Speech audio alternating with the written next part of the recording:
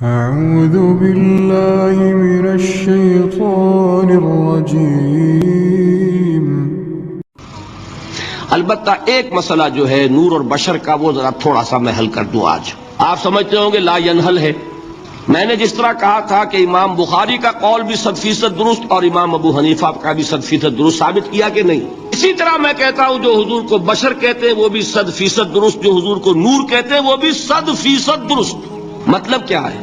دیکھیے، ہر انسان کے وجود کے دو حصے ہیں، میں نے پہلے دن شاید کچھ بیان کیا تھا۔ ایک خاکی وجود، اور اینیمل بینگ جو حیوان ہے ہمارا، ایک وہ روح ربانی جو اس میں پھونکی گئی۔ آدم میں جب وہ روح پھونکی گئی تب وہ مسجود ملائک بنے۔ فَإِذَا سَوَّيْتُهُ وَنَفَخْتُ فِيهِ مِن رُوحِي فَقَعُوا لَهُ سَاجِدِينَ۔ دو جگہ آیت ہے قرآن مجید میں، ایک شوشے کے فرق کے بغیر، سورہ حجر اور سورہ صاد۔ جب میں اس کو پوری طرح تیار کر لوں اور اس میں اپنی روح میں سے پھونک دوں تو گر پڑنا اس کے سامنے سجدے میں۔ ہمارا جو خاکی وجود ہے وہ ظلمانی ہے، اور جو ہمارا روحانی وجود ہے وہ نورانی ہے، کہ نسبت کس سے ہے؟ اللہ سے۔ بات سمجھ میں آئی؟ لیکن ہم نے اپنے اس نورانی وجود کو اپنے خاکی ظلمانی وجود میں دفن کیا ہوا ہے، اور محمد الرسول اللہ صلی اللہ علیہ وسلم کا وہ نورانی وجود آپ کے اس خاکی وجود پر اس درجے غالب تھا کہ وہ خاکی وجود معدوم کے درجے میں ہے، لیکن وہ حضور صلی اللہ علیہ وسلم پر اثر انداز نہیں ہو سکتا۔ وہی خاکی وجود ہے جسے ہم نفس کہتے ہیں۔ نفس غلبہ کر سکتا ہے محمد پر صلی اللہ علیہ وسلم۔ حضور کی شخصیت کی نورانیت نے آپ کی شخصیت کے خاکی وجود کا احاطہ کیا ہوا ہے، ہماری شخصیت کی ظلمانیت نے ہماری اس نورانیت کو گل کیا ہوا ہے، دفن کیا ہوا ہے، چھپایا ہوا ہے۔ بس یہ فرق ہے۔ انہیں آپ کہہ لیں نور، صحیح ہے، ان کی نورانیت غالب ہے۔ یہی بات ہے جو حضور نے اس طرح سمجھائی۔ دیکھو، ہر انسان کے ساتھ ایک شیطان ہوتا ہے۔ اب کسی صحابی نے بڑی جرت سے کام لیا، پوچھ لیا حضور کہ آپ کے ساتھ بھی ہے؟ ہر انسان کے ساتھ جو کہا نا، تو انسان تو ہے آپ بھی، کیونکہ آپ کے ساتھ بھی ہے۔ آپ نے فرمایا ہے، لیکن میں نے اسے مسلمان کر رکھا ہے۔ بات ختم ہو گئی۔ نفی نہیں ہے،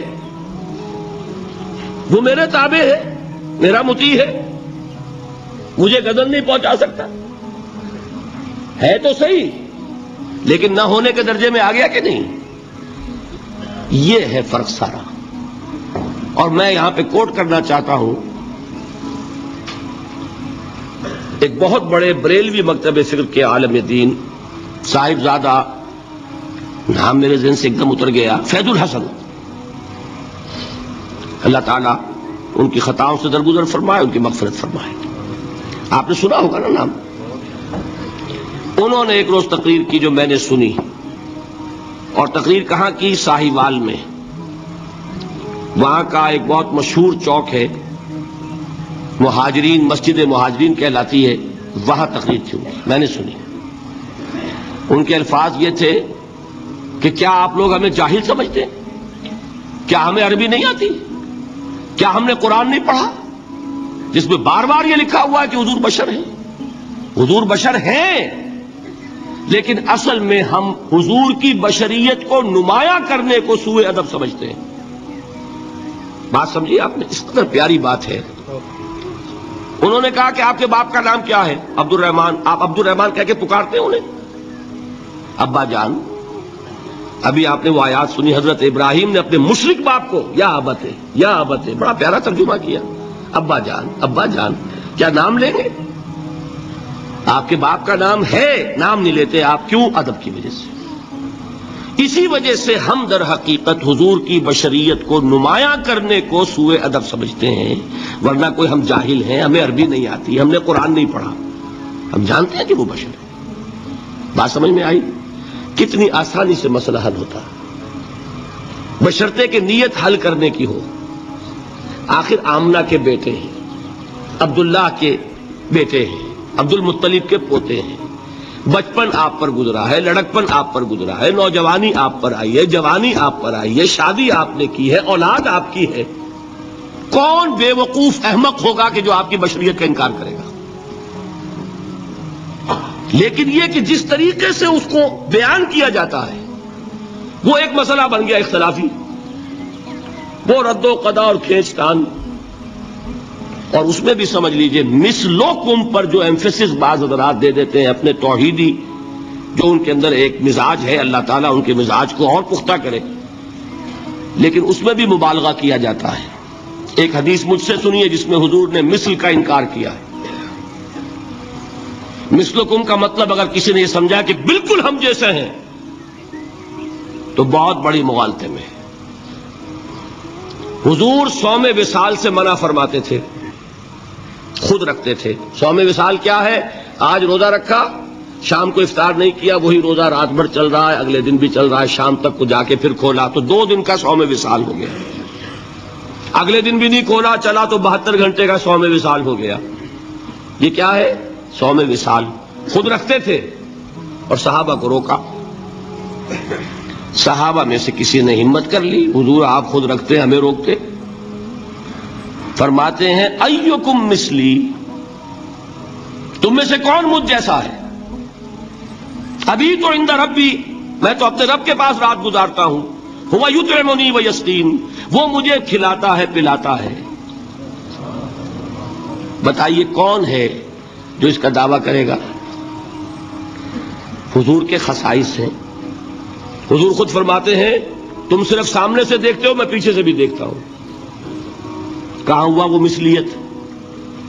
اگر آپ نے بالکل اپنے جیسا سمجھ لیا تو بڑے مغالطے میں ہیں آپ. نبی کا مقام ہے، نبی کا رتبہ ہے، نبی کے خصائص ہیں. آپ سو گئے تو آپ کی نیند، آپ کی وضو ٹوٹ گئی اور نبی سو گیا تو کہاں گئی مثلیت؟ گئی. مثل اس معنی میں کہ بشر ہیں، نسل آدم سے ہیں، اس میں کوئی شک نہیں. اس معنی میں مثل ٹھیک ہے، قل انما انا بشر مثلکم. لیکن ہر اعتبار سے تو نہیں. سب سے بڑا فرق یہی ہے کہ وہی آ رہی ہے. معراج پہ تشریف لے گئے ہیں، اس دنیا میں بیٹھے ہوئے بھی جنت کا مشاہدہ فرما لیتے ہیں، کرا دیا جاتا ہے. دوزخ کا مشاہدہ کرایا جاتا ہے، فرشتے کو دیکھ رہے ہیں. یہ چیزیں ہیں. اور پھر خصائص جیسا کہ میں نے عرض کیا کہ آپ پیچھے سے بھی دیکھتے ہیں. آپ کا معاملہ یہ ہے کہ آپ اگر سو جائیں تو آپ کا وضو نہیں ختم ہوگا.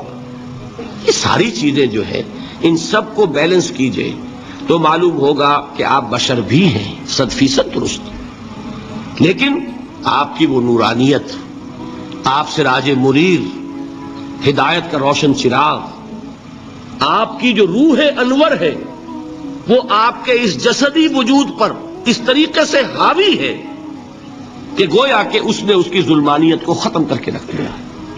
اس معنی میں کوئی کہے نور مجسم تو مجھے کوئی اعتراض نہیں.